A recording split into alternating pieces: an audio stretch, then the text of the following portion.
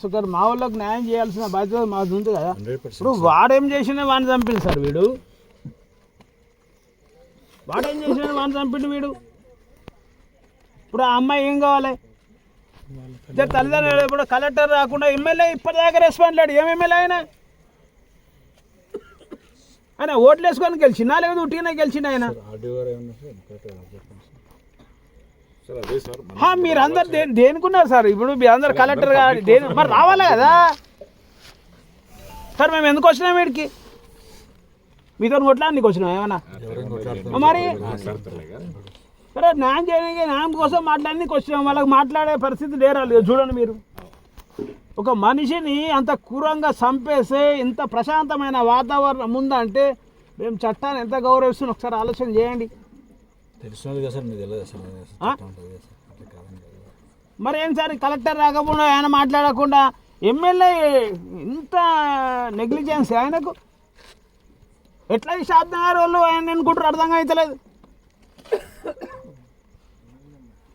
ఉన్న అబ్బాయికి రక్షణ లేదు ప్రజెంట్.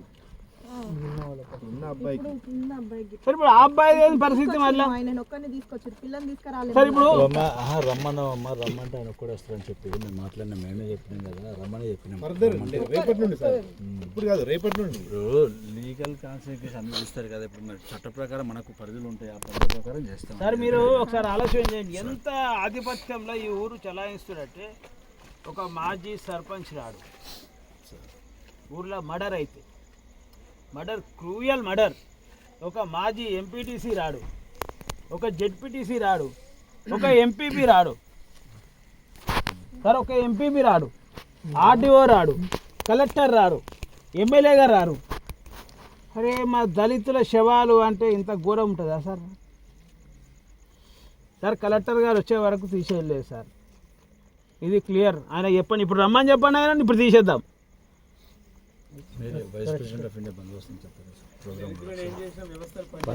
కలెక్టర్ కాదు కదా సార్, ఏదన్నా ఏర్పాట్లు అయిపోయింది ప్రోగ్రామ్. సార్ కనీసం వాళ్ళకు టెంట్ వేసుకునే పరిస్థితి లేదు. అట్లీస్ట్ ఒక టెంట్ వేసుకునే పరిస్థితి లేదు. అక్కడెక్కడో దూరం పోయి నిల్చుంటున్నారు.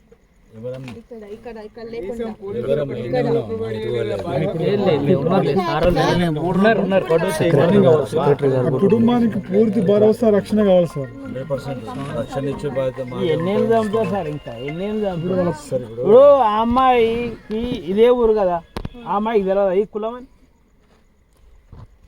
మరి నీ బిడ్డ కూడా తప్పే చేసింది కదా. నీ బిడ్డ ట్రైనింగ్ ఇచ్చుకోవాలి, నువ్వు నీ కుల పనులే ప్రేమించుకోవాలని.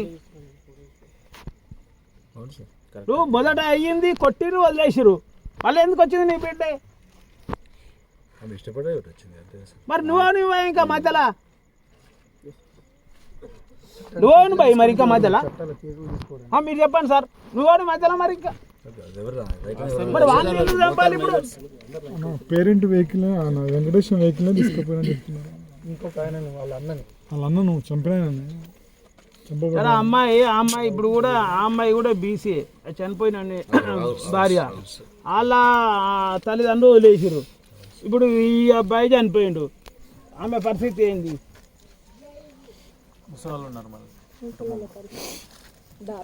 ఆయన వైద్యపేట గారు వచ్చారు, కరెక్ట్, మేము కాదంటలేము.